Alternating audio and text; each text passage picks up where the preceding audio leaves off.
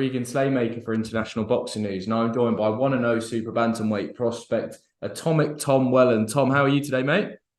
Very well, thank you. How are you? I'm very well, thank you. Before we jump straight into it, obviously you're fighting on Saturday on Josh Kelly's undercard, another big card for Wasserman Boxing.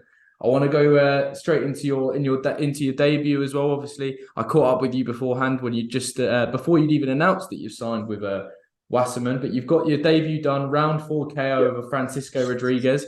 I mean, how was the atmosphere for you, mate? Mate, it was great in there. To be fair, like when you look at the size, by the time that I got in there, it was pretty full. To be fair, like I was about third from top, so third or fourth from top, so it was quite full, and it was definitely the biggest crowd I've boxed in front of. But the atmosphere there was absolutely electric, and I mean the amount of people that were sitting there was quite frightening. Not for me at first. It did have my pumping, but I said we want diamonds are made under that sort of pressure. So very much enjoyed it, and looking forward to getting that again this Saturday.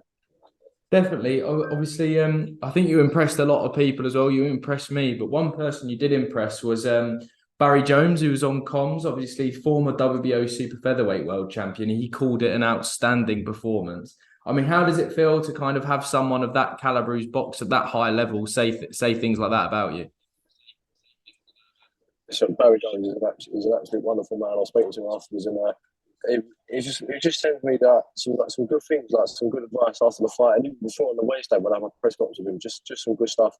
But to have, I mean, even to be acknowledged by someone like Barry Jones, not even just to call that a scintillating performance, but not even just to have that, just to be acknowledged by someone like Barry Jones. And Barry's been and done it, and to achieve half of what, if I can achieve half of what Barry Jones has achieved, then I've done quite well. So, obviously, really look up to being world champions, and Barry Jones has been there and done it. So, to have the advice come from Barry Jones and to be acknowledged by him is an absolute, I mean, it's actually quite undescribable. You never know the feeling, but you've got to take it one step at a time, and it's all a building process. But to be acknowledged by him is unbelievable. You said it was a little bit frightening, a little bit daunting. Kind of, how was it? Obviously, what was Will kind of saying to you? Obviously, Will Jones, your coach, what was he saying to you to kind of keep you relaxed in there? He was just telling me that I've got nothing to prove to anyone. Obviously, the debut's a big pressure fight. Everyone looks at debut and it's like first impressions, but he was just saying, listen, stay relaxed, stay calm, find your jab, don't get too excited. If you catch you, just find your jab, and then I'll tell you when. I'll say when, and that's what we did really. And it was relaxed. We got about there in the fourth. But yeah, it was like another fight. Like at the start when I was going up and changing, it was like, oh my god, it's my debut. I need to impress. But to be fair.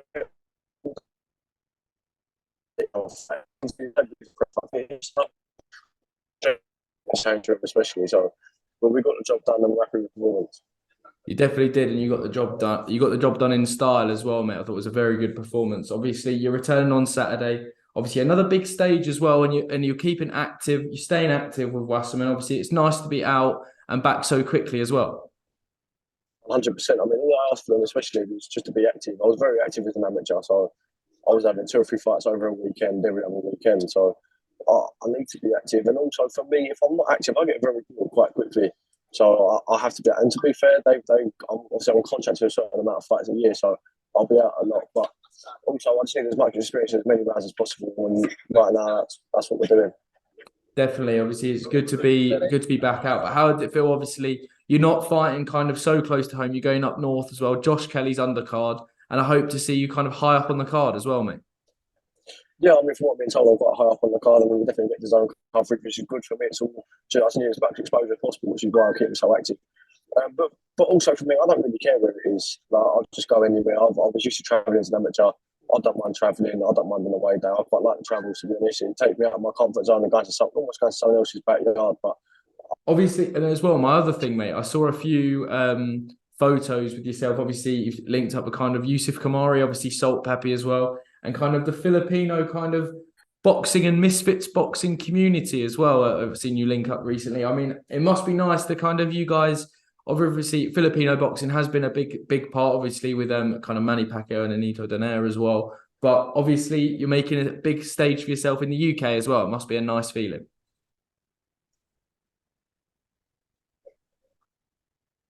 You go to America, you go to the Middle East, Asia, and we're everywhere. Like, and the Filipino, we do our boxing just flowing through our veins. Everyone knows from the Manny Pacquiao, even before Manny Pacquiao, really, boxing was flowing through our veins. So But we're all quite nationalistic. We're good friends. We all like to push each other to the next to new limits. We quite like to support each other. So even whether it's misfits, professional, whatever it is, we all come together. We all support one another. And I mean, again, what better exposure than to be around someone like Salt Pappy, Small Spartan Jay, Yusuf Kamari, who's doing very, very well himself, AJ Bunker. There's so many of us at the moment, and even people like Dean Gardner. There's so many of us that are around, especially in London, and we're all just hoping that we can all just achieve push our limits more and achieve the best that we can get out of each other. So, but yeah, we just want to support one another, and you know, we're all in different sort of industries of boxing. Definitely, definitely. I mean, obviously, it's so nice to see him as well. Yusuf Kamari, he was the first interview on International Boxing News as well. So he's got a special place on the channel as well, mate. My final one, Tom. Thank you for giving me your time today. Obviously, your stablemate, Ohara Davies, has got his world title opportunity on January the 6th. I just thought you'd share a few words, kind of thoroughly expecting him to do the business in January. And you will see now, whether it was December 2nd, January 6th, doesn't matter. Ohara is a completely different beast, and right now, the geezer's unstoppable. I mean, he's sitting here next to me. That's right. He's sitting here next to me. He's coming up to Newcastle for the weekend to get some sparring. But yeah, whether it's December 2nd, January 6th, he's going to get the job done. I think it should be for the full world title myself. I think Rowley's playing games and he should be stripped. I think it's not a disgrace what Rowley's doing. But listen, you take the fight as it comes, and he's been given Barroso, and you fight Barroso, you take the interim world championship, and then you absolutely smash Rowley, and that's what he's going to do. But he's been so dedicated. He's been in the gym for months.